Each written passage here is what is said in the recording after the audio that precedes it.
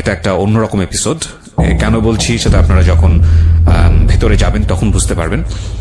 খুব internal family crisis নিয়ে আজকের এই সিক্রেটসটা। আমরা সবসময় যে কথাটা বলি, আপনারা ডিসক্লেইমারও শুনেছেন যে নিজের রেসপন্সিবিলিটি, ওন রেসপন্সিবিলিটি, আপনি এখানে যা বলছেন সেটার ব্যাপারে। আমরা 3টা জিনিস করেছি আজকের এই সিক্রেটস প্রচার করবার আগে, আপনাদেরকে একটু ধারণা দিয়ে নিই। প্রথম যেটা, সেটা হচ্ছে যিনি আজকে এই গল্পটা বলছেন তার নামটা আমরা পরিবর্তন করেছি। আমরা তার অরিজিনাল আইডেন্টিটি এখানে তুলে ধরবো না, তার সামাজিকতার কথা ভেবে।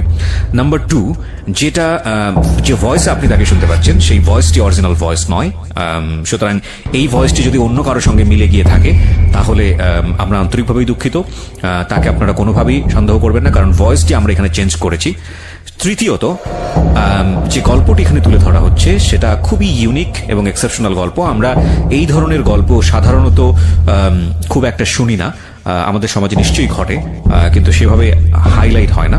আমরা গল্পের অন্যরকম একটা অ্যাঙ্গেল থেকে আজকের এই সিক্রেটসটা এখানে উপস্থাপন করার চেষ্টা করছি। তবে অবশ্যই খেয়াল রাখতে হবে যে এটা কোনো সার্বজনীন চিত্র নয়। ঠিক আছে, আমরা শুরু করছি আমাদের সিক্রেটস। ওকে, আমি তোমাকে তুমি করেই বলবো। কেন বলবো সেটা আমাদের গেস্ট যারা আছেন তারা হয়তো বা মানে যারা লিসনার আছেন তারা শুনলেই বুঝতে পারবেন। ইউ আর 18 রাইট নাও, মুখে বলতে হবে। তোমার বয়স এখন 18 বছর। কবে হয়েছে? আমার 18 হয়েছে গত জুলাই মাসের 10 তারিখে। গত জুলাই মাসের 10 তারিখে।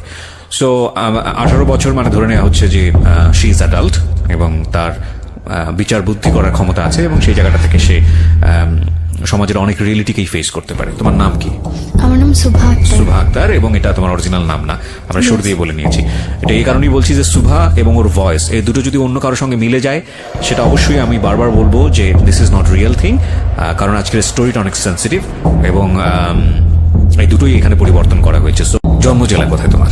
আমার ঢাকাতেই। ঢাকাতেই তুমি জন্ম হয়েছো, এখানেই বড় হয়েছে? হ্যাঁ। ওকে, ঠিক আছে, শুরু করো। তুমি কেন ফিল করলা, তার আগে বলো তো, আমি তোমার স্টোরিটা কিছুটা জানি। কেন ফিল করলা যে এই ধরনের গল্প তুমি সিক্রেটসে এসে বলবা? আমি এই কারণে বলতে চাচ্ছি যে আমাদের সমাজে এমন অনেক মেয়ে আছে যাদের পরিবারে এরকম অনেক ঘটনা ঘটছে, কিন্তু সবাই কিন্তু বলতে পারছে না। আবার অনেক সময় আবার অনেক সময় হচ্ছে যে অনেকে জিনিসগুলো ফেস করে মেনে নিচ্ছে, আবার অনেকে খারাপ পথ বেছে নিচ্ছে। সো তার চেয়ে যদি কেউ আমার কথাটা শুনে নিজের বুদ্ধি খাটিয়ে যদি কোনো ভালো কিছু করে, অন্তত তার জীবনে কিছু পরিবর্তন আসতে পারে। সো তুমি এই পার্সপেক্টিভ থেকে এটা বলছো। এখানে একটা বিষয় অবশ্যই খেয়াল রাখবেন প্রিয় শ্রোতা, ও যে বিষয়টা নিয়ে আজকে এখানে এক্সপ্লোর করতে যাচ্ছে এটা অত্যন্ত সাহসী একটা পদক্ষেপ আমি বলবো, কিন্তু এটা থেকে আসলে বের হওয়ার জন্য কোনো রিমেডি আছে কিনা সেটা আমরা পুরো স্টোরিটা শোনার পরে সবাই মিলে ডিসকাস করতে পারি। চলো শুরু করো একেবারে ছোটবেলা থেকে, যেখান থেকে তুমি বলতেছো। আমরা ব্যাকগ্রাউন্ডে থাকবো প্রথমে। আমার আজকে 18 বছর বয়স। আমি ছোটবেলা থেকে বড় হয়েছি ঢাকাতেই। আমার জন্ম হবার 3 মাস পর আমার বাবা বাইরে চলে যায়। জি। দেন 3 বছর। তুমি কি বড় সন্তান? হ্যাঁ, আমি আমার ফ্যামিলির বড়। কয় ভাই বোন তোমরা? আমরা 3 ভাই বোন, আমি সবার বড়। আমার ছোট 2 ভাই আছে। ছোট 2 ভাই আছে, ওকে। তো বাবা চলে যায়, তো তখন আমি অবশ্যই ছোট ছিলাম। আমার মুখে যতটুকু শোনা যে আমি বাবা আর মায়ের দিক থেকে খুব সেন্সিটিভ ছিলাম। আমার বাবার একটা ছবি ছিল বাসায়, আমি আমার বাবার ছবি ছাড়া কাউকে বাবা বলতাম না। ওকে। এমনকি আমার চাচা ছিল, কাকা ছিল, তারাও অনেক সময় চেষ্টা করতো তাদেরকে বাবা বলানোর জন্য, কিন্তু আমি কখনোই বলতাম না। আমার বাবার ছবি দেখেই বলতাম যে উনি আমার বাবা। অ্যান্ড 3 বছর পর যখন আমার বাবা বাইরে থেকে আসে, সৌদি আরবে ছিল, যখন আসে তখন আমার বাবার গাল ভর্তি দাড়ি ছিল। অ্যান্ড 3 বছর আগে সে যেমন ছিল বা আমার ছবিতে যেরকম ছিল সেরকমটা ছিল না। দেন আমার মা আমার বাবাকে পরিচয় করে দেয় যে আমার বাবা উনি। তো স্বাভাবিক আমরা মায়ের মুখে শুনেই জানি যে ইনি আমার বাবা, বা আমাদের সাথে যাদের পরিচয় করে দেবে তারাই তাদেরই আমার পরিচয় ভাবে চিনি। তো আমি আমার বাবার ছবি দেখে তার সাথে যখন ফেস মিলাই, দেন আমার কাছে ভালো লাগে না, অ্যান্ড ফেস মিল ছিল না, অ্যান্ড ছোট ছিলাম বুঝিনি। অ্যান্ড আমি তাকে বাবা বলে মেনে নিই। শুধু তাই নয়, আমি কখনো তাকে বাবা বলে ডাকতামও না। দেন ধীরে ধীরে যখন আস্তে আস্তে বড় হতে লাগলাম, তখন তার ফেসের সাথে বুঝতে লাগলাম যে না, উনি আমার বাবা। দেন মেনে নিয়েছি। অ্যান্ড আমাদের ফ্যামিলিটা খুব ভালোই ছিল।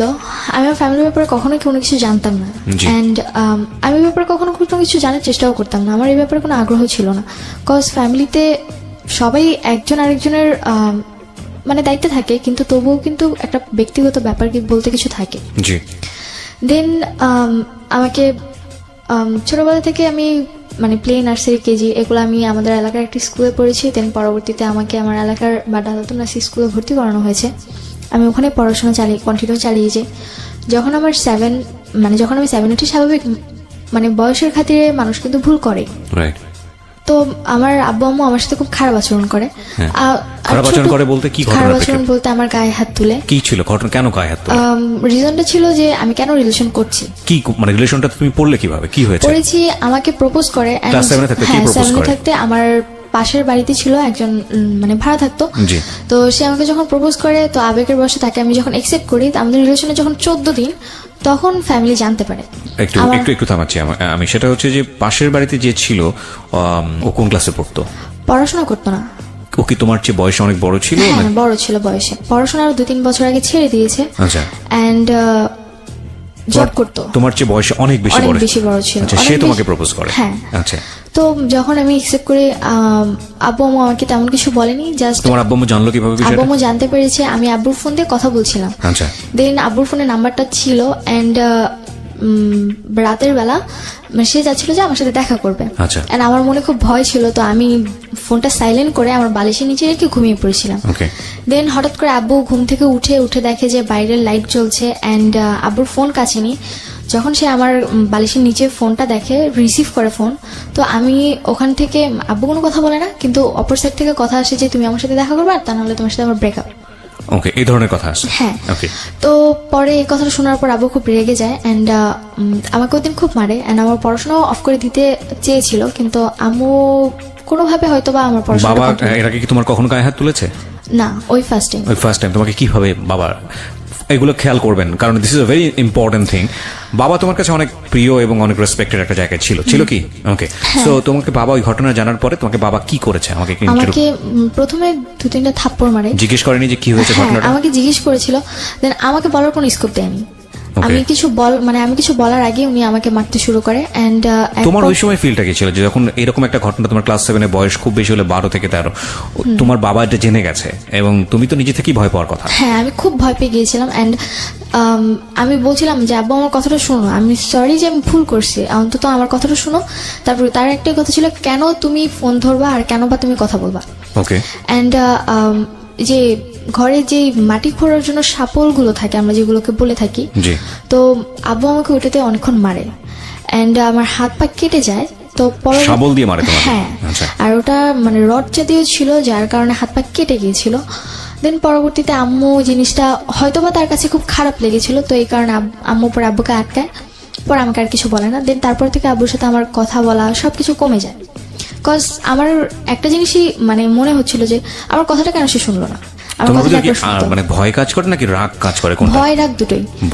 ওকে। তারপরে দেন পরবর্তীতে আমার লাইফে আর তেমন কোনো ঘটনা ঘটেনি। ক্লাস 8 এ আমি জিএসসি পরীক্ষা দেওয়ার পর ওই ছেলেটার সঙ্গে সম্পর্ক কি হলো? ওই ছেলের সাথে পরে ব্রেকআপ হয়েছে। পরবর্তীতে কি তোমার থেকে হয়েছে নাকি তোমার আব্বু গিয়ে কোনো স্টেপ নিয়েছে ছেলেটাকে? আব্বু গিয়ে স্টেপ নিয়েছিল বলতে আমাকে তারপর প্রতিদিন আব্বু স্কুলে দিয়ে আসতো, নিয়ে আসতো। আচ্ছা। এন্ড পরবর্তীতে ছেলেটা আমাকে জাস্ট একটাই কোশ্চেন করেছিল যে রিলেশনে কি তুমি কন্টিনিউ করবা নাকি করবা না। তোমার ফ্যামিলিতে এত বড় ঘটনা ঘটে গেছে কিছু জানতো না? সে কিছু জানতো না। আচ্ছা। তো পরে আমি বলেছি যে না, আমার পক্ষে সম্পূর্ণ কন্টিনিউ রাখা, কজ আমি অলরেডি আমার আব্বু আমাকে অনেক কষ্ট দিয়েছি। আমার কথাটা ছিল এরকম। পরে সে বলে যে ওকে ঠিক আছে। তো তারপর তার সাথে আমার কোনো কন্ট্যাক্ট হয়নি। অবশ্য তার নাম্বারটা আমার মুখস্থ ছিল না। আমি কার্ড থেকে তার নাম্বার অলওয়েজ তুলতাম, আর কার্ডটা পরবর্তীতে আব্বু আমার ব্যাগ থেকে ফেলে দেয়, যার কারণে আমার পরবর্তীতে আর কোনো কথা হয়নি। তো ক্লাস 8 এ জিএসসি এক্সাম সময় বাবা ছিল। দেন জিএসসি এক্সাম শেষ ডিসেম্বর 1 তারিখে বাবা কাতার চলে যায়। আচ্ছা। এন্ড তারপরে আব্বু যাবার 1 মাস পর আম্মু আমার হাতে একটা ফোন ধরিয়ে দেয়। সেটা হচ্ছে নোকিয়া ফোন, টাচ ফোন ছিল, মানে নতুন মডেল যেটা বের হয়েছিল। তো পরে নতুন ফোন ছিল, অনেক খুশি ছিলাম আমি। তো আমি বুঝতাম না তখন যে কি হচ্ছিল। তো রাতে আমি এফএম শুনতাম বা ফোনে ফেসবুক ইউজ করতাম। তখন আম্মু দেখতাম রাতের পর রাত জেগে কথা বলে। তো তোমাকে ফোন দিল, এটা কি তুমি চেয়েছিলে নাকি এমনিতেই তোমাকে দিল? নিজে থেকেই তারা দিয়েছিল। নিজে থেকেই দিল? হ্যাঁ। যে তুমি এটা ইউজ করো? হ্যাঁ, এটা আমাকে ইউজ করো, কাজ আম্মু অনেক সময় বাইরে যেত, বাসায় কন্ট্যাক্ট করতে হতো, এই কারণে সে আমাকে ফোনটা দিয়েছিল। ওকে। তুমি কি এটা স্কুলে নিয়ে যেতে পারতে? না, স্কুলে অ্যালাউ ছিল না। ওকে। তো পরবর্তীতে আম্মু রাতে যারা জেগে কথা বলতো, তো আমি ভাবতাম হয়তো বা যদি আব্বুর সাথে কথা বলে, কজ আব্বু তখন নতুন বাইরে গিয়েছে। তো পরবর্তীতে জানতে পারলাম যে আব্বুর ফোন ছিল না, বাইরে যখন যায় তখন তার কাছে ফোন ছিল না, অ্যান্ড সে আরেকজনের ফোন নিয়ে আম্মুর সাথে 2-1 মিনিট করে কথা বলতো। তো পরবর্তীতে আমি আম্মুকে কোশ্চেন করলাম যে তুমি কার সাথে কথা বলো। পরে আম্মু বললো যে আমার এক রিলেটিভের সাথে কথা বলি। আর কথাটা হচ্ছে যে আম্মুর বিয়ের আগে, আম্মুর বিয়ে হয়েছিল 18 বছর, আই মিন এসএসসি এক্সামের আগে। তো তার আগে তার একটা রিলেশন ছিল। দেন রিলেশন ছিল, সে তাকে খুব লাভ করতেন, তাদের মধ্যে খুব ঘনিষ্ঠ সম্পর্ক ছিল। অ্যান্ড যখন আম্মুর ফ্যামিলিটা জানতে পারে, আমাকে একটা বিয়ে দিয়ে দেয়। সেটাই তোমার বাবা ছিল? না, সে ছিল একটা স্কুল মাস্টার ছিল। ওকে। তার সাথে যখন আমার মায়ের বিয়ে দেয়, তারপর 6 মাস সংসার হয়। দেন আম্মু নাকি তার সাথে সংসার করতে চায়নি, আচ্ছা, যার কারণে সেখান থেকে আম্মু চলে আসে। পরবর্তীতে তাদের ডিভোর্স করিয়ে দেওয়া হয়। অ্যান্ড তার 3 মাস পর আমার আব্বুর সাথে বিয়ে হয়। এটা কি তোমার আব্বু আম্মু কি এটা কি অ্যারেঞ্জ ম্যারেজ ছিল নাকি ফ্যামিলি? অ্যারেঞ্জ ম্যারেজ ছিল, দুপক্ষ থেকে অ্যারেঞ্জ ছিল। হ্যাঁ। ওকে। তো আমি এই ব্যাপারগুলো জানতাম না। কোথা থেকে জেনেছো তুমি এটা? আমার একটা ফ্রেন্ড ছিল, আমার আম্মুর আবার বান্ধবী ছিল, তো তার মেয়ে আবার আমার ফ্রেন্ড। এখানে একটু মাফ করবেন প্রিয় শ্রোতা, আজকে আমি প্রচুর ইন্টারাপ্ট করবো। সাধারণত আমি গল্পে কখনো ইন্টারাপ্ট করি না, মানে সচেতন ভাবেই পুরো গল্পটা শুনে যাই এবং লাস্টে গিয়ে কথা বলি।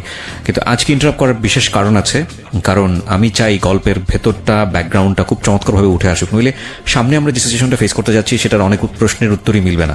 কজ আমরা যে ব্যাকগ্রাউন্ডটা আপনারা আছেন, এই ব্যাকগ্রাউন্ডটা খুব ভালো করে শুনবেন, প্রত্যেকটা বিষয় খুব ভালো করে শুনবেন। অলরেডি আমরা দুটো ঘটনার মুখোমুখি হয়েছি। নাম্বার 1, সেটা হচ্ছে ক্লাস 7-এ থাকতে ওকে যেভাবে এই একটা ঘটনার প্রেক্ষাপট ওকে যেভাবে টর্চার করা হলো, সেটাও খুব ভালোভাবে নিতে পারেনি, যদিও বিষয়টা পরবর্তীতে মিনিমাইজ হয়ে গেছে, কিন্তু সাবসিকুয়েন্ট মাইন্ডে বিষয়টা থাকার কথা। 2 নাম্বার হচ্ছে হলো ও ফোন না চাইতে ওকে ফোন দেওয়া হয়েছে, যেটা ওর ভাষ্য। আর আরেকটি বিষয় খেয়াল রাখবেন, এখানে ও যেটা বলছে সেটাই যে স্পষ্টভাবে সবকিছু সত্য সেটা নয়, তবে সেটাকে বিশ্বাসযোগ্য জায়গায় নিয়ে যাওয়ার জন্যই আমাদের এত বেশি প্রশ্ন। হ্যাঁ, তো এই বিষয়টা তুমি কবে জেনেছো? জেনেছি আমার বাবা যাওয়ার 1 মাস কি 1.5 মাস পর। 1 মাস কি 1.5 মাস পর জানার পরে তুমি তোমার মাকে এটা জিজ্ঞেস করেছো? হ্যাঁ। আচ্ছা। তো আমি যখন আমার ফ্রেন্ডের আম্মুর মুখ থেকে কথাটা শুনি, আমি মানে অবাক হয়ে যাই যে how is that possible. And আমি ছোটবেলা থেকেই বিয়ে করা বা একজনের সাথে ফিজিক্যাল করা বা আরেকজনের সাথে করা, এই জিনিসগুলো আমার খুব অপছন্দনীয় ছিল। আমি এগুলো কখনোই পছন্দ করতাম না। তো পরবর্তীতে আমার মানে খুব খারাপ লাগে যে আমি এমন একটা মায়ের মেয়ে। তবুও মানে এটা মনে হয়েছিল যে না, এখন হয়তো বা আমার মা খুব ভালো হয়ে গেছে বা সে হ্যাপি আছে আমার বাবাকে। তুমি কি করলে জানার পরে? জানার পর আমি বাসায় আসছি। সেদিন আমি আম্মুকে কিছুই বলি না। পরের দিনটা ছিল ফ্রাইডে। তো আমার স্কুল অফ ছিল। আমি ঘুম থেকে উঠছি ওই দিন 10টার দিকে। অ্যান্ড উঠার পর আমার মানে মন মানসিকতা ভালো ছিল না। অ্যান্ড আম্মু আমাকে বকাবকি করতেছিল যে কেন তুমি এত লেট করে ঘুম থেকে উঠছো, আর এত লেট করে কেউ ঘুম থেকে উঠে পড়াশোনা করো না, শুধু বাইরে আড্ডা মারো, আবার ফোন নিয়ে সারাক্ষণ টিপাটিপি করতে থাকো, কেন তুমি এগুলো করছো? তো পরবর্তীতে আমি আম্মুকে কোশ্চেন করলাম যে একটা সময় তো তুমি এগুলো করছো। আমার কথাটা ফার্স্টে এরকম ছিল, ফার্স্ট ছিল যে একটা সময় তুমি এরকম করেছো। Note that point please. হ্যাঁ। এন্ড পরবর্তীতে আম্মু বলল যে আমি এগুলো করেছি মানে। তো আম্মু তখন রুটি বানাচ্ছিল, হাতে বেলুন ছিল। পরে আমি বললাম যে কেন তুমি করনি, তোমার আগে একটা রিলেশন ছিল, এন্ড পরবর্তীতে জানলাম যে তোমার আরো নাকি আরেকটা বিয়েও ছিল। তো আমি তোমার মেয়ে, আমি তোমার সাথে যেমন সবকিছু শেয়ার করি, তোমার উচিত আমার সাথে সবকিছু শেয়ার করা, কারণ আমরা বন্ধু। পরে আম্মু আমাকে মানে হয়তো তার মাথা বেশি গরম হয়ে গিয়েছিল, কথা বলার ধরনটা হয়তো আমার ভালো ছিল না, তো এই কারণে উনি আমাকে বেলুন দিয়ে 2টা বাড়ি মারে। হ্যাঁ, এন্ড তখন আমার মাথায় আরো বেশি গরম হয়েছে যে আমি অলরেডি জেনেছি অন্য কারোর কাছ থেকে, তোমাকে জিজ্ঞাসা করছি, তুমি আমাকে সুন্দরভাবে অ্যান্সার না দিয়ে তুমি আমার গায়ে হাত তুলছো কেন? তো আমি পরবর্তীতে আমার সাথে অনেক তর্ক করি, আমি আর কোনো কথা বলি না। তোমাকে একটু থামাচ্ছি, 2টো পয়েন্ট আমরা গিয়েছি এবং 2টো পয়েন্টই খুব সেন্সিটিভ পয়েন্ট। আমি কারণ গল্পটা যখন সামনের দিকে চলে যাবে তখন আপনারা এগুলো ভুলে যাবেন। আমি 2টো পয়েন্টে একটু 2 মিনিট কথা বলতে চাই। নাম্বার 1, যখন ওকে গায়ে হাত তোলা হলো ক্লাস 7 অবস্থায়, ওর একটা সম্পর্কে জড়িয়ে যাওয়া, এবং এই সময় ওর কিন্তু ভালো মন্দ বোঝার বয়স না। এই বিষয়টা প্যারেন্টসদের খুবই সেন্সিটিভলি ডিল করা উচিত। কেন ডিল করা উচিত? ওর লাইফে একটা সময় সম্পর্ক আসবে, সেটা খুব স্বাভাবিকভাবেই হবে। ওকে প্রথমেই যদি এই ধরনের একটা ধারণা দিয়ে দেওয়া হয়, তাহলে স্বাভাবিকভাবেই অন্য কোনো যখন পরিণত বয়সে একটা সম্পর্ক আসার কথা, তখন ওর মাথার মধ্যে কিন্তু এই জিনিসটা কাজ করবে, যেটা খুব খারাপ জিনিস, এবং ওইটা তো স্বাভাবিক হতে পারবে না। এটা একটা। আরেকটা বিষয় যেটা যে এতে হিতে বিপরীত হতে পারে, মানে ওর গায়ে যেভাবে হাত তোলা হয়েছে তাতে করে কিন্তু খুব রাফ ডিসিশন নিয়ে ফেলতে পারে, কারণ বয়সটা খুবই ইয়াং বয়স। তো সেই জায়গাটা থেকে ওকে ডিল করা উচিত ছিল খুব সফটলি, যেটা প্যারেন্টস করেননি।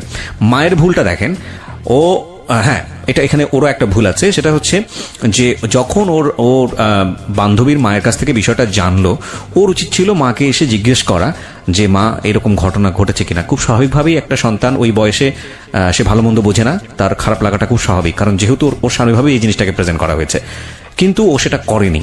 এবং এর প্রেক্ষাপটে ওর মা এসে যেই ব্যবহারটা করলো সেটা আরো ভয়ানক রকমের ভুল। একটা জিনিস আমরা হয়তো একসেপ্ট করে নিলাম, যেহেতু ওর বয়স ছোট এবং ও যেহেতু বিষয়টা বোঝেনি, ও এসে ও মাকে ওইভাবে বলতে পারেনি, সে কারণে সে খুব রাফলি জিনিসটাকে প্রেজেন্ট করেছে।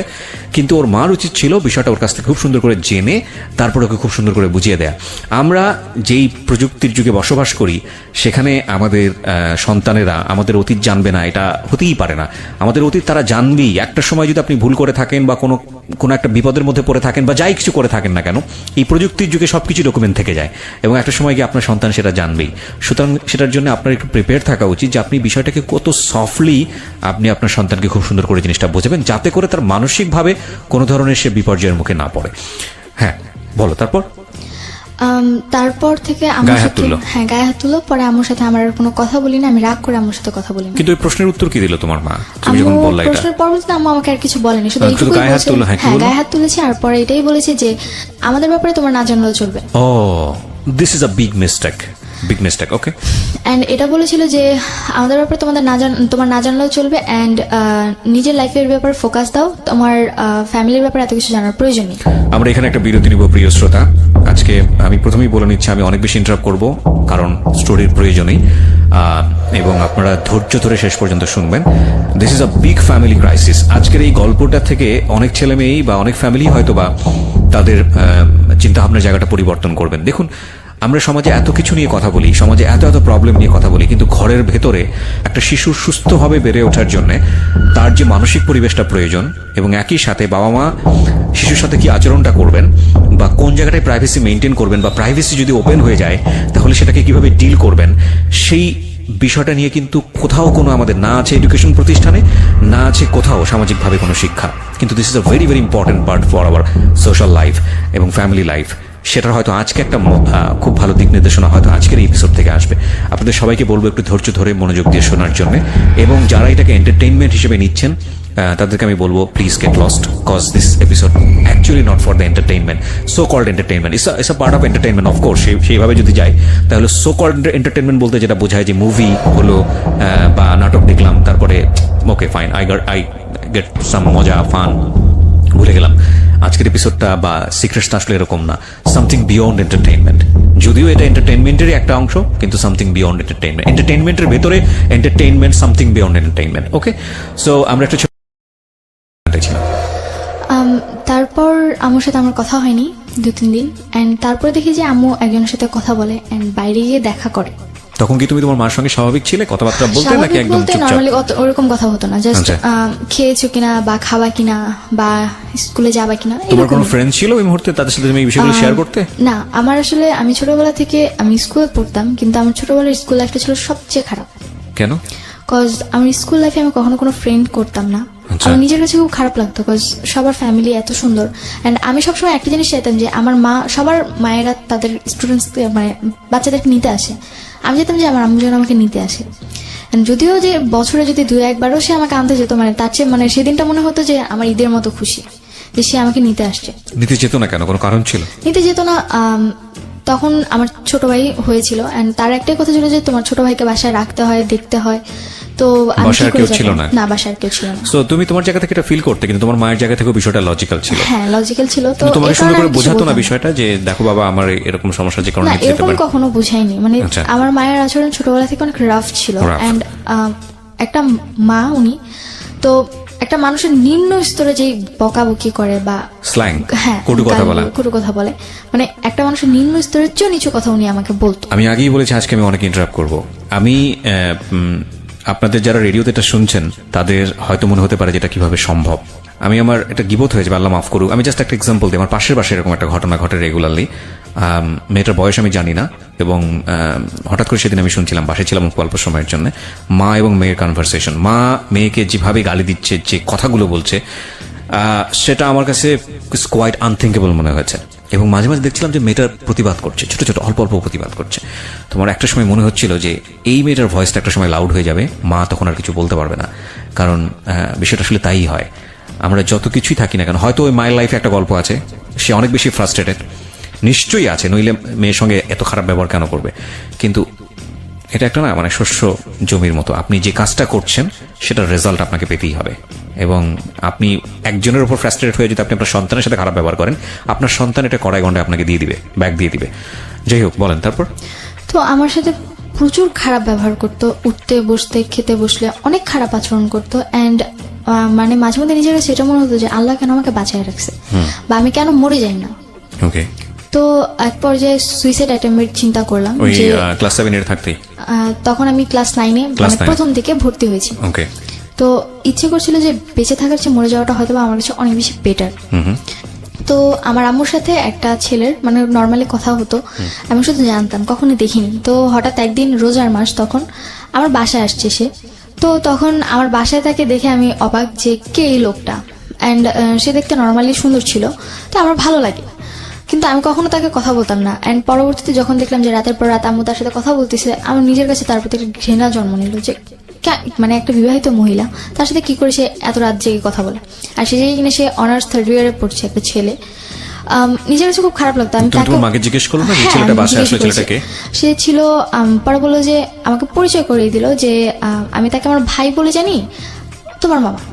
তোমার মামা? হ্যাঁ, আমার মামা। পরে আমি বললাম যে আচ্ছা ঠিক আছে। তো আমি কখনো তার সাথে কথা বলতাম না, আমি পছন্দই করতাম না তাকে, কোনোভাবেই পছন্দ করতাম না, আমার বিরক্ত লাগতো তাকে দেখলে।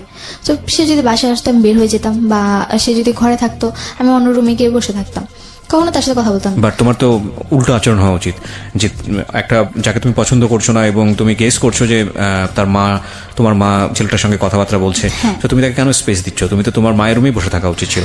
বসে থাকার বলতে আমার ভালো লাগতো না তাদের কথা শুনতে, আর তারা যেরকম কথা বলতো আমার পছন্দ হতো না, বিরক্ত লাগতো। আর তোমার সামনে এটা করতো? হ্যাঁ, আমার সামনে করতো। পরবর্তীতে চলে যেতাম, মানে তারা একসাথে বসে কথা বলতো, আবার ছেলেটা আমার হাত ধরতো, এগুলো আমার পছন্দ ছিল। তোমার সামনে এটা করতো? হ্যাঁ, আমার সামনে এটা করতো। তোমাকে অ্যাভয়েড করতো? তুমি এগুলো পছন্দ করতে? অ্যাভয়েড বলতে যখন একটু বেশি মানে গভীর হয়ে যেত তখন আমাকে বলতো যে একটু বাইরে যাও, দেখো তোমার ভাই কোথায় আছে। ছি ছি ছি ছি। তো পরবর্তীতে এর মধ্যে আমার ছোট ভাই জন্ম নেয়, একদম একটা ছোট। মিনিট একটু থামাচ্ছি, সরি।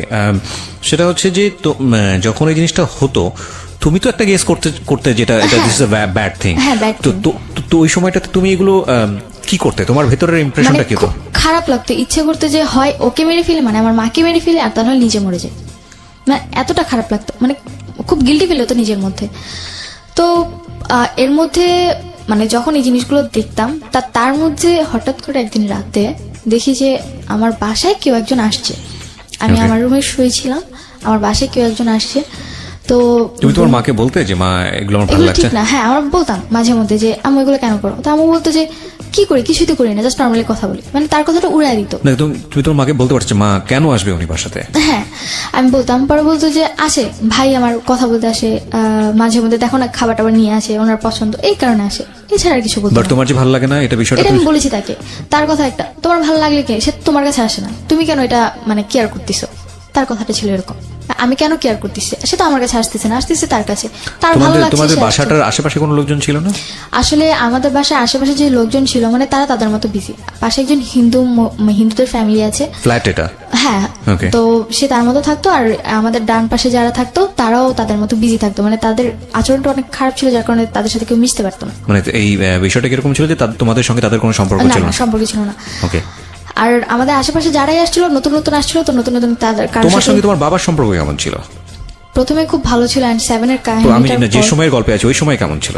ওই সময় অতটা ভালো ছিল না, মানে সে আমার সাথে কথা বলতো না বেশি। বাবাও তোমার সাথে কথা বলতো না? কথা বলতো না, জাস্ট কেমন আছো ভালো আছো শেষ। বাবা তোমার সঙ্গে কথা বলতো না কেন?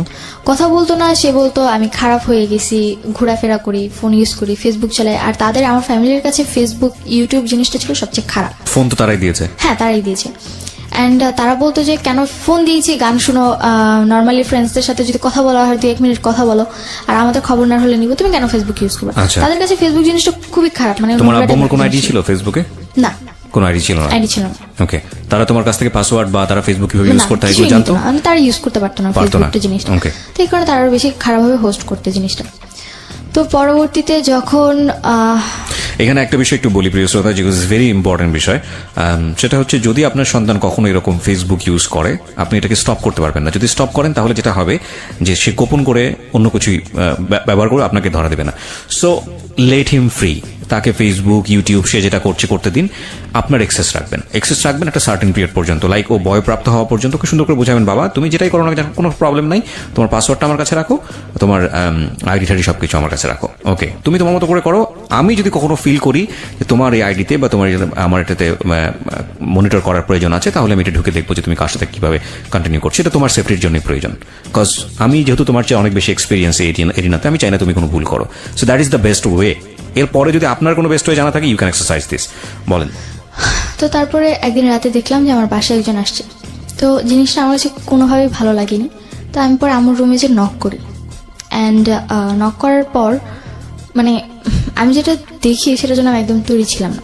আর রাত কটার দিকে এটা ঘটনা? তখন রাত মেবি 1:30 কি 2টা বাজে। তখন তুমি ক্লাস 9-এ পড়ো? হ্যাঁ, তখন ক্লাস 9। 1:30-2টার সময় তুমি কি করছিলে? 1:30-2টার দিকে বলতে আমি তখন রাত জেগে এফএম শুনতাম। দিনটা ছিল বৃহস্পতিবার। ভূত এফএম আগে ডর হতো মেবি কোন একটা চ্যানেলে, আমার ঠিক মনে নেই, 89.2-তে। তো আমি সেটা শুনতেছিলাম, আর ওটা তো রাতে 2টা পর্যন্ত হতো। তো সেটা শুনতে শুনতে আমার কানে হেডফোন ছিল, আমি প্রথমে কোনো কিছু শুনিনি যে কেউ আসছে কিনা বা কোনো আওয়াজও পাইনি। পরবর্তীতে যখন আমি ওয়াশরুমে গেলাম তখন দেখলাম যে আমার রুমের লাইট অন করা। ওকে। তো পরে আমি আমার রুমে যখন নক করি, পরে আমার গেট খুলে দেখি যে আমার এক রিলেটিভ। তো আমি তখনও জানতাম না যে তার সাথে আমার আগের রিলেশন ছিল। তো পরবর্তীতে যখন আমি দেখে অবাক, পর আমি জিজ্ঞেস করলাম আপনি এখানে এত রাতে? ছেলেটাকে জিজ্ঞেস করলাম। হ্যাঁ, চিন্তা তুমি তাকে? হ্যাঁ, চিনতাম, কারণ আমার রিলেটিভ হয়। রিলেটিভ বলতে কি ধরনের রিলেটিভ? বলতে আমার আম্মুর যার সাথে রিলেশন ছিল তাকে আবার আমার এক খালামণি পছন্দ করতো। তো সে আবার আম্মুর সাথে যখন তার একটু ঝগড়া হচ্ছিল, তো সেই ঝগড়ার সময় আমার ওই খালামণি কোনো একভাবে আমার ওই বয়ফ্রেন্ডকে বিয়ে করে ফেলে। ওকে, বাট ওই সময়ে তুমি যাকে দেখলে তাকে তুমি আগে থেকে চিনতে কিনা? হ্যাঁ, আগে থেকে চিনতাম। আগে থেকে কিভাবে চিনতে? বিকজ খালামণির সাথে কয়েকবার আমাদের বাড়িতে আসছে, Okay. তো সেভাবে আমি চিনি। খালামণি মানে কি আপন খালামণি ছিল নাকি আপন না, একটু দূরে? তোমার মায়ের বান্ধবী ছিল? না, আমার আম্মুর খালার মেয়ে। তোমার আম্মুর খালার মেয়ে, সেই মেয়ের হাজবেন্ড হচ্ছে এটা? হ্যাঁ। ওকে, তোমার আম্মুর খালা। তো খালা মানে কি আপন খালা? না, সেটাও দূরের? দূরের। তো তার সঙ্গে তোমার দেখা হয়েছে, কোথায় দেখা হয়েছে? সেটা দেখা হয়েছিল, আমি এলাকার ভিত্তিকে নর্মের খালো হিসেবে চিনতাম তাকে। তো পরবর্তীতে যখন আমার বাসায় দেখি তখন তাকে না তুমি আমাকে বলো, কারণ আজকের এই স্টোরিটা খুব সেন্সিটিভ একটা স্টোরি। তুমি ভালো করে গ্রাফ না করতে পারলে অনেকেই বিলিভ করতে পারবে না, এবং সে জায়গা থেকে আমার অনেক প্রশ্ন আছে তোমাকে। তোমার দেখা হয়েছে কোথায় ফার্স্ট তার সাথে? আমার ফার্স্ট দেখা খালামণির সাথে, আমি তাদের বাসায় তাকে দিছি। খালামণির সাথে তুমি তাদের বাসায় কেন গিয়েছিলে? ছোটবেলা ছিলাম, তার ছেলে ছিল আমার বয়সী, তো তাদের সাথে খেলতাম। তো একদিন গেছি, আমি খালামণির হাজবেন্ডকে কখনোই দেখিনি, বিকজ সে বাইরে ট্যুর দিয়ে জব করতো। তো ওই দিন যখন আসে, তো তার সাথে ছোটবেলা তার সাথে একবার আমার দেখা হয়েছিল। অ্যান্ড উনি একটা কারখানায় জব করতো যেখানে কিনা পেন্সিল তৈরি করতো, অ্যান্ড উনি আমাকে একবার পেন্সিল গিফট করেছিলেন, তারপরেই আমি তাকে চিনি। ওকে, সো এটা কি তোমার বাসার আশেপাশে ছিল? এটা আমার বাসা থেকে কিছু দূরে ছিল। তোমরা যেখানে থাকতে তার 7 মিনিটের রাস্তা। ওকে, ফাইন। তারপর তো দেখার পর আমি অবাক, অ্যান্ড দেখলাম যে তার ড্রেস আপ চেঞ্জ। মানে একটা মানুষ ড্রেস আপ স্বাভাবিক, কারো বাসা আসলে আমরা যেরকম ড্রেস আপ পরে আসতে দেখি, উনি সেরকম ছিল না। আমার বাবার ড্রেস আপ পরা ছিল। তোমার রুমে, তোমার মায়ের রুমে তোমার বাবার ড্রেস পরা? হ্যাঁ, আই মিন রাতে যা পরে ঘুমায় মানুষ, নাইট ড্রেসটা। ওকে। তো পরবর্তীতে আমি যখন আস করলাম, পরে মানে তোমার 2 ভাই কই ছিল? আমার 2 ভাই ঘুমোচ্ছিল তোমার মায়ের রুমেই? হ্যাঁ, আমার রুমে, আর আমি আলাদা রুমে। ওদের বয়স কত ছিল তখন? আমার বয়স, তোমার 2 ভাইয়ের বয়স? আমার 2 ভাইয়ের একজনের বয়স ছিল মেবি 4 বছরের মতো, আরেকজন একদমই ছোট, কি 6-7 মাস। তোমাদের রুম কটা ছিল বাসায়? বাসায় 3 রুম ছিল। বাসায় 3টা রুম ছিল, একটাতে তোমার মা থাকতো ভাইদেরকে নিয়ে, হ্যাঁ, একটাতে তুমি থাকতে, আরেকটা রুম খালি ছিল, এক রুম গেস্টের জন্য বা খালি ছিল। ওকে, হ্যাঁ। তো পরবর্তীতে যখন আমি দেখলাম, আমার মাথা প্রচন্ড পরিমাণে গরম হয়ে যায়, কেন তিনি তার সাথে এত রাতে মিট করবে। এন্ড আমি আম্মুর সাথে খুব খারাপ আচরণ করি, ঝগড়া করি ওই সময়, তখনই তার সামনেই ঝগড়া করতে থাকি। এন্ড পরবর্তীতে সে যখন এই জিনিসগুলো দেখে, চেঁচামেচি হতে থাকে, আশেপাশে মানুষও চলে আসতে পারে, এই ভয়ে উনি ড্রেস আপ চেঞ্জ করে চলে গেছে। ওই সময় বের হয়ে গেছে। বাই দ্য ওয়ে, তুমি যে বাসায় থাকতো, বাসার গেটম্যান ছিল না? গেটম্যান না, আমাদের বাসার মানে আমাদের বাসাটা ছিল এরকম যে আমার রুম ভিতরে, তারপর একটা মাঝখানের রুম, তারপর আমার রুম, আমি আবার বাইরের রুমে ঘুমাতাম। তোমার কয় তলায় থাকতে?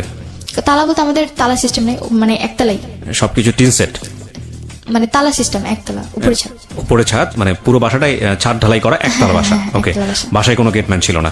ওকে, তো গেটে তালা দেওয়া সবকিছু আমি করতো। তো পরে যখন চলে গেছে অ্যান্ড আমার কাছে খুব খারাপ লাগে অ্যান্ড আমি কেন মানে আমার খালার বাড়িটা সাথে কাদের? আম্মুর নামে লেখা। এটা কি তোমার বাবা বানিয়েছে নাকি তোমার আমার নানুর জমি ছিল, পরে আম্মুকে ও দিয়েছি। বাড়িটা তোমাদের? হ্যাঁ, বাড়ি আশেপাশে যে ভাড়া থাকে তাহলে তোমাদের ভাড়াটিয়া দ্বারা? আশেপাশে ভাড়া বলতে বাড়িটা আমাদের, আশেপাশে যারা থাকে তারাও তাদের মতো বাড়ি আনা। ওকে ফাইন, ঠিক আছে, সিনারিওটা বুঝতে পারছি আমরা। তারপর? হ্যাঁ, তো আমার কাছে খুবই খারাপ লাগে অ্যান্ড এই জিনিস মানে আমি তার সাথে আমার খালুর সাথে কেন খারাপ আচরণ করি এর জন্য আম্মু আমার গায়ে হাত তুলে। ওই সময় তখন ওনার সামনেই করে নাকি যাওয়ার না, পরে? উনি যাওয়ার পরে। উনি যাওয়ার পরে, হ্যাঁ। তো প্রচুর গায়ে হাত তুলেন, আমি সহ্য করতে না পারে লাস্ট মোমেন্টে আমি আমার আম্মুকে ধাক্কা মারি যে তোমার লজ্জা করে না, এত রাতে একটা লোক নিয়ে এসে তুমি থাকতেছো, আবার তুমি আমার গায়ে হাত তুলতেছো। তো আম্মু ওই যে এক ধরনের ইয়া থাকে মানে যে ডাল ঘুটটার যে ইয়াটা থাকে, ডালঘুটনি, তো ওইটাতে আমার গায়ে হাত তুলে এন্ড আমার প্রচুর রাগ হয় যে কেন আমার গায়ে হাত তুলবে। ওই সময় তোমার ভাইরা কোথায় ছিল? আমার ভাইরা ঘুমোচ্ছিল তখন। তখনও ঘুমোচ্ছে? হ্যাঁ, তখনও ঘুমোচ্ছিল। তারপর যখন আম্মু আমার গায়ে হাত তুলে মানে আমি চিৎকার চেঁচামেচি করতেছিলাম, দেন আমার বড় মানে আমার মেঝো যে ভাইটা আছে ও উঠে যায়, উঠে প্রচুর ভয় পেয়ে যায় এত রাতে কি হচ্ছে। তো ও আবার খাটের কর্নারে চলে যায়, তো ও আবার আমার ছোট ভাইটাকে কোলে নিয়ে সাইডে গিয়ে বসে থাকে। ছোট জন তো ছোট ছিল, ওকে কোলে নিয়ে বসেছিল সাইডে অ্যান্ড আমার সাথে খুবই খারাপ আচরণ অ্যান্ড আম্মু আমাকে মারতে মারতে এক পর্যায়ে আমার জামা ছিঁড়ে ফেলে। জামা ছিঁড়ে আমাকে ঘর থেকে বের করে দেয়, যে বাড়িতে তোর থাকার দরকার নেই, যে মেয়ে কিনা মাকে বুঝবে না, মার প্রবলেম বুঝবে না, সেই মেয়ের এই বাড়িতে থাকার দরকার নেই, বাসা থেকে বেরোচ্ছে। একদিকে আমার জামা ছিঁড়ে গেছে, খুবই খারাপ অবস্থা। আমি এত রাতে কি করে আমাকে বাসা থেকে বের করে দেয়, আমার আরো খারাপ লাগে। আমি বাইরে কান্না করতে থাকি। পরে 6টার দিকে ভোর, তখন আমাকে ঘরে ঢুকায়। কটার সময় বের করতে তোমাকে? আমাকে বের করে দেয় তখন মেবি 2:30 বাজে, 2:30 কি 3টার দিকে। ওই 3টার সময় বের করে দিলে তুমি কোথায় ছিলে? বাইরে, গেটের বাইরে দাঁড়িয়েছিলাম। দাঁড়িয়েছিলে মানে 3 ঘন্টা তুমি ওখানে দাঁড়িয়েছিলে? হ্যাঁ, ওখানে দাঁড়িয়েছিলাম এন্ড এর মধ্যে আশেপাশে কোনো লোকজন ছিল না? আশেপাশে ভোরবেলা এত রাতে কেউ থাকে না। তো আমি বাইরে আমাদের যে পিড়াটা ছিল ওখানে বসেছিলাম আমি। তো আম্মু সারা রাত আমাকে মানে কোনো কথাও বলে না এন্ড রুমের ভিতরে থাকে। পরে আমাকে 6টার দিকে ঘরে ঢুকায়। ঘরে ঢুকানোর পর আমি আম্মুর সাথে আর কোনো কথাই বলি না, একদমই কোনো কথা বলি না, আমি আমার রুমে চলে যাই। তো can you imagine the situation? Who is right, who is wrong, that is not my point. Point is বাসায় এরকম একটা ঘটনা ঘটেছে, আমি মেয়েটার কথা চিন্তা করছি, আমি বলছি না তার মা রাইট অর রং, আপনারা আপনাদের জায়গা থেকে চিন্তা করবেন। এই মেয়েটা 3টা পর্যন্ত ক্লাস 9-এ পড়ুয়া একটা মেয়ে, যখন অ্যাডোলেসেন্স পিরিয়ড চলে একটা মানুষের, অ্যাডোলেসেন্স পিরিয়ড মারাত্মক বয়সন্ধিকাল, খুবই সেন্সিটিভ একটা টাইম ব্যক্তিত্ব বিকাশের জন্য। এই মেয়েটাকে রাত 3টার সময় বাসা থেকে বের করে দেওয়া হয়েছে এবং সে গেটে 3 ঘন্টা ওখানে বসেছিল। তারপরে বাসায় ঢুকলে ওই বাসাটা তার কাছে কি পিসফুল মনে হবে না জাহান্নাম মনে হবে, এটা আপনি একটু ফিল করার চেষ্টা করেন। ওকে, তারপর যখন ঘরে ঢুকি তো আমি আম্মুর সাথে আর কোনো কথা বলি না। তো পরের দিন আম্মু সকালবেলা মানে নাস্তা বানায় খাওয়া দাওয়া করে চলে যায়, মানে আম্মুর রুমে তালা মেরে চলে যায়। তো আমি ঘুম থেকে উঠি 11টার দিকে, উঠে দেখি যে আম্মুর রুম তালা মারা অ্যান্ড আমি আমার রুমে, আমার জামা কিন্তু অলরেডি ছিঁড়ে আছে অ্যান্ড চেঞ্জও করতে পারিনি আমি। আম্মু আমাকে জাস্ট গেট খুলে স্কুল ছিল না? হ্যাঁ, স্কুল ছিল, স্কুলে যাওয়া হয়নি। ওকে। তো আমার চেঞ্জ করতে আমি আমার রুমেও যেতে পারিনি, আমার রুমে আমার ড্রেস আপ যা ছিল। তো আমি আমার রুমে জাস্ট শুয়েছিলাম, কি করব কিছু বুঝতে পারতেছিলাম না। তার উপর রাতে এত কাহিনী গেছে, খুব ক্ষুধাও লাগছে আমার তখন। তো তখন এই জিনিস মানে কান্না করতেছিলাম, চিন্তা করতেছিলাম যে কেন আমি এই ফ্যামিলিতে জন্ম নিয়েছি, আমি কেন মরে যাই না। তো পরবর্তীতে আম্মুর সাথে ওই যে কথা বলতো, তা আম্মু তাকে নিয়ে আমার বাসায় আসে। ওই যে ছেলেটার সঙ্গে কথা বলতো সেই ছেলেটা তোমাদের বাসায়? ছেলেটার নাম কি ছিল? ওই ছেলেটার নাম ছিল রাসেল। ওকে।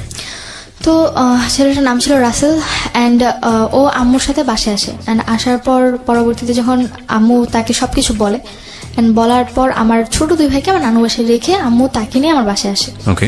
অ্যান্ড আসার পর তাকে বলে যে তুমি যা মেয়েকে বুঝাও। রাসেলকে বলে তোমাকে বোঝানোর জন্য? হ্যাঁ, মেয়েকে বুঝাও। তো আমি তো নর্মালি তাকে দেখতে পারতাম না, সহ্য করতে পারতাম না, বিরক্ত লাগতো তার আমার প্রতি। তো তারপর সে বলে যে কি হয়েছে তোমার, কেন তুমি আমার সাথে এরকম খারাপ আচরণ করতেছো। সে আমার রুমে আসার আগে একটা ড্রেস নিয়ে আসে, তো আমি পরে চেঞ্জ করি, তারপর তার সাথে কথা বলি এন্ড সে আমাকে এমন কিছু জিনিস বুঝায় যে না, তারপর থেকে তার সাথে আমার একটু ভালো লাগা শুরু। তুমি ড্রেস চেঞ্জ করো মানে তার সামনে তুমি ড্রেস চেঞ্জ করো? না, তার সামনে করিনি, সে আমাকে দরজার ফাঁক দিয়ে ড্রেস দিছে, আমি নিয়ে চেঞ্জ করেছি, তারপর তার সাথে কথা বলেছি। ওকে, মানে তোমার অবস্থা এমন ছিল যে তুমি তোমার ড্রেসটা এমন ভাবে ছিঁড়েছিল যে তোটা মানুষের সামনে সামনে যেতে পারবো না। ওকে। তো পরবর্তীতে আম্মু মেবি তাকে অনেক কিছু বলেছে। সে কি বলে? সে এসে বলে যে দেখো, মানুষের লাইফে অনেক ভুল হয়ে থাকে অ্যান্ড তুমি কিছু মনে করো না, তোমার আম্মু যা করছে ভুলে যাও, আর এরপর থেকে কখনো করবে না, তুমি তোমার আম্মুর সাথে নর্মাল হয়ে যাও। ওকে, মানে সে অ্যাপোলজি করে তোমার আম্মুর প্রেক্ষাপটে? হ্যাঁ। তো পরে আমি বললাম যে সে কেন এগুলো করতেছে, আমার তো ভালো লাগে না, অ্যান্ড আমি তো পড়াশোনা করতেছি, সে কেন এগুলো বুঝে না, আমিও তো খারাপ হয়ে যেতে পারি তার এই জিনিসগুলো দেখে। পরে সে বললো যে কেন, তুমি তো বুঝো তাই না, তুমি তো একেবারেও বাচ্চা না, তোমার অলরেডি 13-14 বছর বয়স, তো বুঝো যেহেতু তুমি খারাপ হবে না, এটা আমার তোমার প্রতি বিশ্বাস। আর আমি এটা মনে করি যে তোমার আম্মু যা করছে এরপর থেকে আর কখনো করবে না, সে আমাকে গ্যারান্টি দেয় যে আর কখনো করবে না। তো হয়তো বা সে আম্মুকে বুঝায় যে না, আমি অনেক আপসেট আছি বা অনেক খারাপ মোমেন্টস আছি, তো এই কারণে সে বলে যে বাইরে ঘুরতে নিয়ে যাবে। তো তার 2-3 দিন পর, 2-3 দিন আম্মুর সাথে আমার তেমন একটা কথা হয় না, জাস্ট নর্মালি আম্মু মাঝে মাঝে যদি জিজ্ঞাসা করে যে যা হয়েছে ভুলে যাও, তো জাস্ট খাওয়া দাওয়া এইটুকুই। ও, এগুলো বলে যে যা হয়েছে ভুলে যাও, মানে এক ধরনের ছোটখাটো অ্যাপোলজি তার পক্ষ থেকে ছিল। ওকে, এবং তুমি বুঝতে পারছিলে যে মা খুব খারাপ একটা কাজ করেছে। হ্যাঁ, খারাপ কাজ করেছে, আর যেহেতু সে বলেছে ভুলে যাও, তো আমি ভাবলাম যে হয়তো বা ভুলে যাওয়াটাই বেটার, এই জিনিসগুলো যত বড় করবো আরো বড় হবে। তো তারপরে তুমি এই রাসেল ছেলেটাকেও তো তুমি বলতে পারতে যে তুমি রাসেল ছেলেটার সঙ্গে মেশা বন্ধ করে দাও।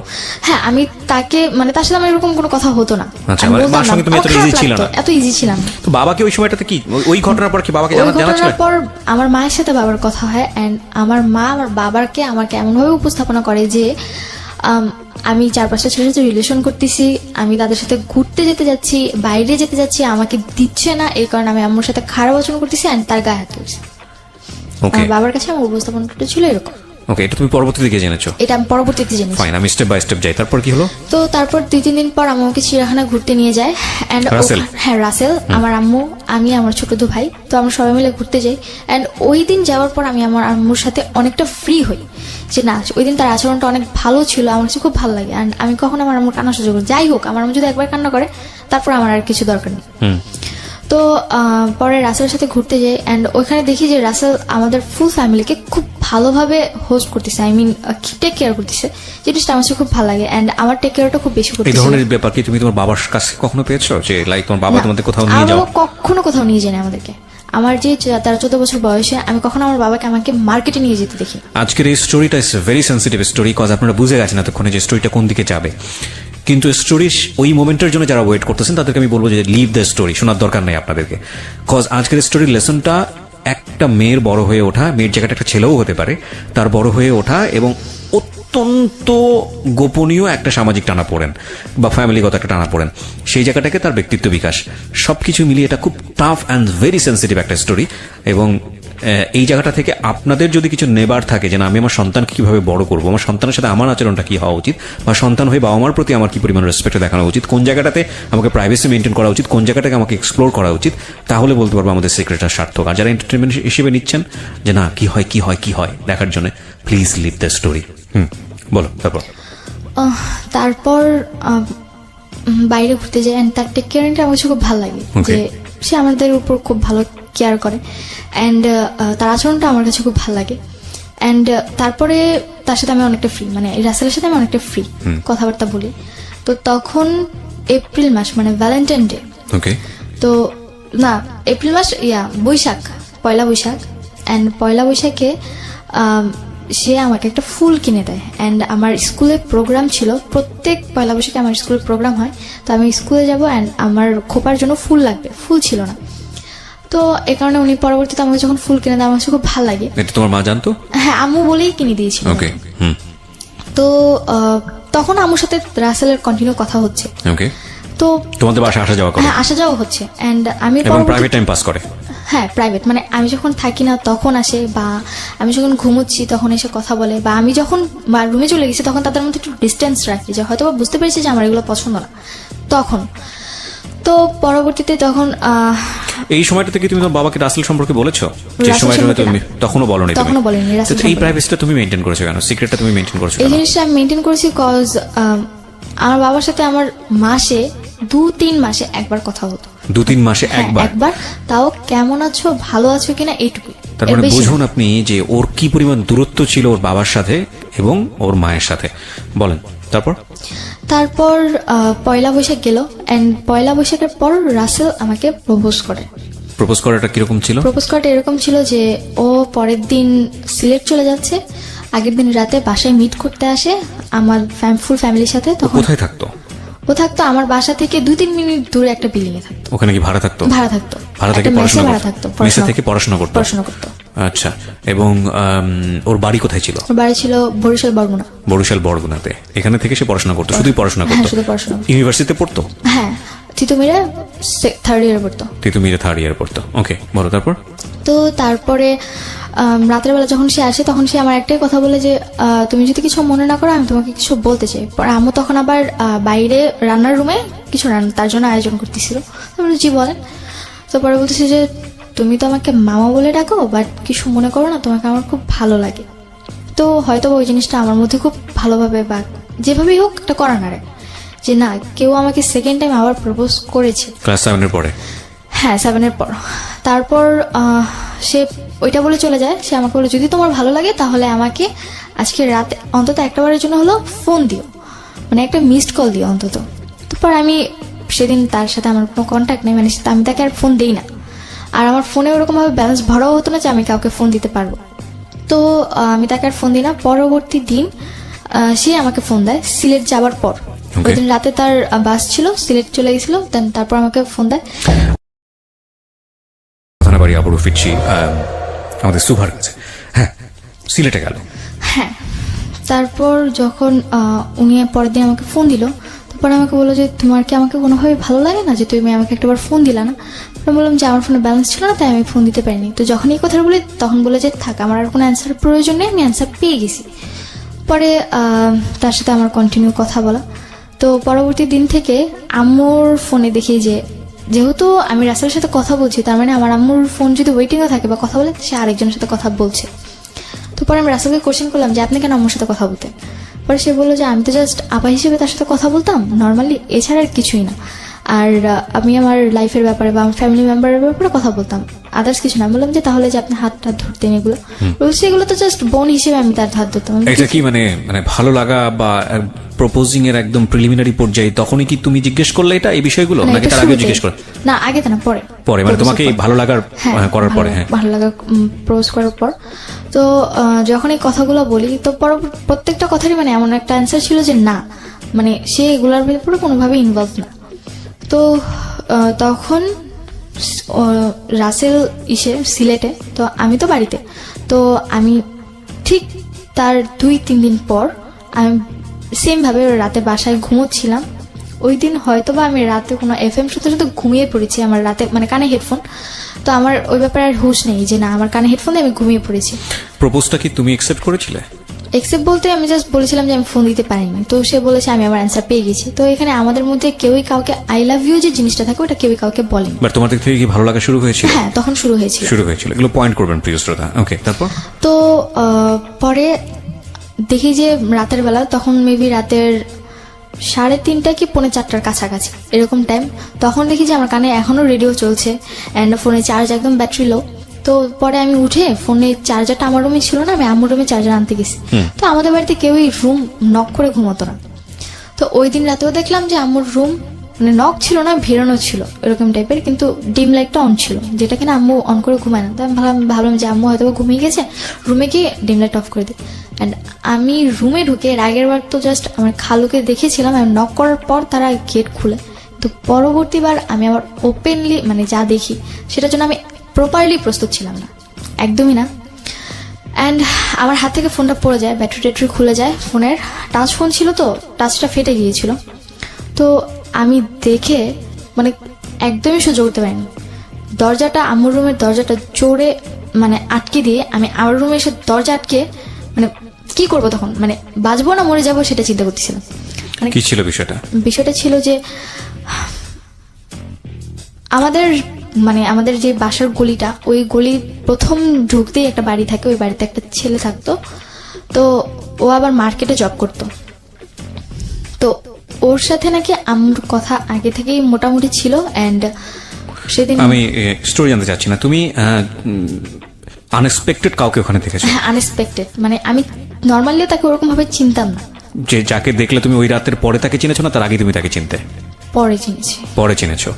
সো ওকে, আমি সিচুয়েশনগুলো জানি। তারপরে তোমার রুমে আসার পরে কি হলো? তো আমি আমার রুমে এসে দরজা আটকে দিই। অ্যান্ড পরবর্তীতে আম্মু ড্রেস আপ চেঞ্জ করে পরে আমার রুমে এসে নক করতে থাকে, আর ওই লোকটা ওখান থেকে চলে যায়। তো আমি রুমের দরজা খুলি না। তখন আমি কি করবো, আমার জাস্ট একটাই চিন্তা যে আমি মানে খুব কান্না করতেছিলাম। আমি চিন্তা করছিলাম যে কেন আমি এখনো এই জিনিসগুলো দেখার জন্য আমাকে বাঁচানো। পুরো বাড়িতে কোনো পুরুষ মানুষ থাকতো না? না, কোনো পুরুষ মানুষ থাকতো না। ওকে। তো আমাকে আল্লাহ কেন বাঁচিয়ে রাখছে বা আমি কেন বেঁচে আছি। অ্যান্ড তখন চিন্তা করলাম যে থাক, বেঁচে থাক, এইগুলো দেখার চেয়ে মরে যাওয়াটা বেটার। তো তখন রাসেলের সাথে আমার ওরকম কথা নেই, বিকজ সিলেট যাবার পর জাস্ট ওই ফ্রি টাইম যখন হতো তো মানে ঘুরতে যেত, এই কারণে কথা বলতে পারতাম। সিলেটে সে কেন গিয়েছিল? তার বাড়ি তো সিলেট বরিশালে। গিয়েছিল, বাড়ি না তার, সিলেট গিয়েছিল তার মেঝো ভাই ওখানে থেকে জব করতো, তো আচ্ছা, মেঝো ভাইয়ের সাথে দেখা দেখা করতে করতে গিয়েছিল। তখন রাসেল কোথায়? সিলেটে। সিলেটে। ওকে। তো কি করবো বুঝতে পারতেছিলাম না, মানে মাথায় কোনো কাজই করতেছিল না। পরে আমি মানে চিন্তা করলাম যে আমি সুইসাইড করে ফেলি, ওই রাতে? আমার বাঁচার কোনো দরকার নেই। বিকজ বারবার সরি বলার পরও যে এই জিনিসগুলো হচ্ছে, তারপর বেঁচে থেকে আমার আর কি লাভ। তো আমি চিন্তা করি যে ফ্যানের সাথে নিজের গলায় দৌড় দিব, আমার বাঁচার কোনো দরকারই নেই। আর যেখানে বাবার সাথে আমার অতটা মানে কথাবার্তা নেই, আমি কাউকে আমার কথাগুলো শেয়ার করতে পারতেছি না, আমার তেমন কোনো ফ্রেন্ডসও নেই, আমার স্কুলে অতটা যাওয়া হচ্ছে না, আর বাসায় এরকম সিচুয়েশন, তো একটা মেয়ে সিচুয়েশনে থাকলে কি করে আমি কোনোভাবে একসেপ্ট করতে পারতেছিলাম না। তো আম্মু অনেকবার, অ্যান্ড আমার মানে অলরেডি ফ্যানের সাথে দড়ি মানে আমার ওনা বাঁধাও শেষ, অ্যান্ড আম্মু প্রচুর নক করতেছিল যে আম্মু হয়তো ভয় পাচ্ছিল যে আমি যদিও কিছু করে ফেলি। তো পর আম্মু মানে মানে নক করতে করতে সে একটা পর্যায়ে আমাকে এটা বলে ফেলে যে তোর যদি মরার ইচ্ছে থাকে আমার বাড়িতে না মরে আমার বাড়ি থেকে চলে যায় মর, কজ তুই যদি আমার বাড়িতে মরস পুলিশ এসে তো আমারই ধরবে, যে হয়তোবা আমার কোনো কারণে তুই মরতেছিস, তার তোর যদি মরার ইচ্ছে থাকে মরার অনেক জায়গা আছে, তুই যেমন। এমনকি এমনভাবে ইন্ডিকেট করে বলছে তুই তো সাঁতার জানোস না, হাতে ঝেলে যাও, ওখানে গিয়ে ঝাঁপ দিয়ে পানিতে গিয়ে মরে যা। আরো বেশি খারাপ লাগছিল যে কি বলছে এগুলো। দেন হাউ মাচ মানে ডেসপারেট শি ইজ। আমি জানি না কোনটা সত্য কোনটা মিথ্যা, কজ সেটা জাজমেন্ট করার অধিকারও এই শোন নাই, এবং সেটা করা সম্ভব না, কারণ it's not an investigative show. But এগুলো একটা ফ্যামিলিতে যদি হয় কি অবস্থা দাঁড়াবে, এবং মানে যে পক্ষর কথা বলছে সে পক্ষ কতটা ডেসপারেট এই বিষয়টাতে, ভয়ানক। বলুন তারপর আম্মু এরকম কথা যখন বারবার বলতেছিল তখন এতটা রাগ হলো নিজের ভিতর যে না, মরে গেলে তো মরেই গেলাম, মরে গেলে না কেউ আমার ব্যাপারে কিছু জানলো বা আমি না কাউকে কিছু বলতে পারতেছি না, আমি আমার মাকে ভালো করতে পারতেছি, তো আমি মরে গিয়ে কি করবো? তার চেয়ে ভালো মানে যতটুকু মানে তখন মনে হচ্ছিল যে না, আমি একটা যুদ্ধের ময়দানে চলে এসেছি, আমাকে ফাইট করে বাঁচতে হবে। এখন যদি আমি ফাইট না করতে পারি তাহলে আমাকে কেউ মেরে ফেলবে। ক্লাস 9-এ পড়ো তখন? তখন আমি ক্লাস 9-এ, আর মাঝামাঝি সময় মানে জুন জুলাই এরকম। পড়াশোনা করতে পারতে? পড়াশোনা বলতে আমার ওরকম পড়াশোনা হতো না, পরীক্ষার আগে রাতে যদি একটু পড়তাম তা ওই অবধি হতো। তোমার গ্রুপ কি ছিল? আমার গ্রুপ ছিল কমার্স। Commerce, okay. অ্যান্ড ছোটবেলা থেকেই মানে আমার আম্মু যেটা বলতো যে আমার বেশি পড়ার প্রয়োজন হতো না, যদি আমি অল্প পড়তাম তাহলেই আমার মানে সিলেবাস কভার হয়ে যেত। তো কি করবো বুঝতে পারতেছিলাম না। পরে আমি গেট খুললাম, অ্যান্ড গেট খুলে আম্মু দেখে যে মানে ওড়নাটা ফ্যানের সাথে বাঁধা। পরে আম্মু আমার হাত ধরে মানে চুলের মুঠি ধরে আমাকে তার রুমে নিয়ে গেল, নিয়ে গিয়ে ধাক্কা মারে, অ্যান্ড কি বলো ওয়াইড্রপ যে থাকে সেটার সাথে লেগে আমার কপালটা কেটে যায়। অ্যান্ড যখন আমার কপাল কেটে যায় তো পরে বলে যে তোর যখন এতই মরার ইচ্ছে এখানে কেন তুই মরবি, তুই বাইরে গিয়ে মর, তোর দরকার নেই এখানে থাকার বা এখানে বাঁচার। তো এই কথাগুলো যখন বলতেছিল খুব খারাপ লাগতেছিল। অ্যান্ড পরবর্তীতে সে আমাকে বেলুন নিয়ে মারতে শুরু করে, অ্যান্ড আমি লাস্ট অব্দি সহ্য করতে না পেরে তার মানে সে যেমন আমাকে মারছে আমিও তাকে মারছি। মানে তুমিও গায়ে হাত তুলে? হ্যাঁ, গায়ে হাত তুলছি লাস্ট অব্দি, বিকজ আমার সহ্য করার ক্ষমতা নেই। বিকজ এখন যদি আমি গায়ে হাত না তুলি তো হয় আমি মরে যাব, আর তা না হলে মানে কোনো একটা কিছু করে ফেলবো, অঘটন। তো তার চেয়ে ভালো দেখি কি হয়। তো আমি তার গায়ে হাত তুলি, অ্যান্ড লাস্ট আমি তাকে মানে জাস্ট মানে ইয়াটা যে ডাল ঘুটনি ছিল ওটা দিয়ে তার পায়ে দুটো বাড়ি দিই, এর বেশি আর কিছু করি না। অ্যান্ড এই জিনিসটা সহ্য করতে পারে না। ওই রাতে আমার মামাদেরকে, আমার খালামুনিকে, আমার নানুকে ফোন করে আম্মু ডাকায় আনে যে দেখো তোমাদের মেয়েগুলা কি করতেছে। তো পরে মামার সবাই আসলো, আমার তো মাথায় একদমই সেন্স নাই বলতে গেলে। এরকম আমি সবার সামনে চিৎকার করে বলতেছি আমার কি দোষ দেখতেছো তোমরা, আমি কি করছি, আমি গায়ে হাত তুলে দোষ করছি? তাহলে ও যে রাতের পর রাত ছেলে এনে বাসায় থাকে, লোক এনে বাসায় থাকে, এটা কি ওর দোষ না? তুই তো গাড়ি করছিস? হ্যাঁ, তুই তো করে বলছি। তো পরে মামারা বলতেছিল যে এই মেয়ে তো পুরো খারাপ হয়ে গেছে, এর তো মানে মামাদের কথা এরকম ছিল যে আমি পুরোপুরি খারাপ হয়ে গেছি, অ্যান্ড মায়ের নামে আজে বাজে কথা বলতেছি, সে যাই অন্যায় করুক না কেন সে আমার মা। কিন্তু আমার মাথায় তো ওটা নেই যে না, সে আমার মা, সে কেন অন্যায় করছে, আমার কথা এটা কেন করবে, এইটুকু আমার মাথায় ছিল। অ্যান্ড মামার আমার সাথে প্রচুর খারাপ আচরণ করতেছিল। তুমি যেগুলো বলছো সেগুলোকে তারা একদমই বিশ্বাস করতেছে না। অ্যান্ড পরবর্তীতে মামারা বলতেছে যে তুই কোনো কথা বলিস না, ওরে মানে পুলিশদের ধরে দে। মানে আমার এক বড় মামা ছিল যে সে বলতেছিল যে ওকে পুলিশদের ধরে দে, বল যে মাকে খুন করতে গেছে, পুলিশদের ধরা দিলে দেখবি এমনি জেলের ভাত খেয়ে ঠিক হয়ে যাবে। আবার নানু বলতেছিল যে এত কিছুর দরকার নেই, তাবিজ করে রাখ, দেখবি যে তুই যা বলবি তাই শুনবে। এরকম উল্টাপাল্টা কথা বলতেছিল। তখন তো আমার মাথায় আরো রক্ত যে আমি একটা প্রবলেমে পড়ে তাদেরকে এই জিনিসগুলো বলতেছি, অথচ তারা আমার সাথে এত খারাপ কেন? নোবডি লিসনিং ইউ, তারা আমার তোমাকে কোনো কেউ কথাই কেউ শুনছে শুনছে না। না। মানে আচ্ছা। আমি বলতে গেলে কোনো ফেল না একটা মানুষ, মানে আমি যা বলছি সবই বানোয়াট বলছি, কোনো সত্যি কথা বলছি না। খুব ক্রিটিক্যাল সিচুয়েশন প্রিয় শ্রোতা। এখানে যদি কেউ শুনেও সমাধানটা কি হবে, খুবই ক্রিটিক্যাল। একটু চিন্তা করবেন, আপনারা আপনাদের জায়গা থেকে হয়তোবা মার দিকে আঙ্গুল তুলছেন, হয়তোবা কি তাই তুলছেন, আমি ডেফিনেটলি শিওর। কিন্তু মা আর মেয়ের সম্পর্ক, তো যেটাই হোক না কেন মা আর মেয়ের সম্পর্ক, এই জায়গাটা কিন্তু একটা সমাধানের জায়গায় আসতে হবে। এবং এটার সমাধানটা কি?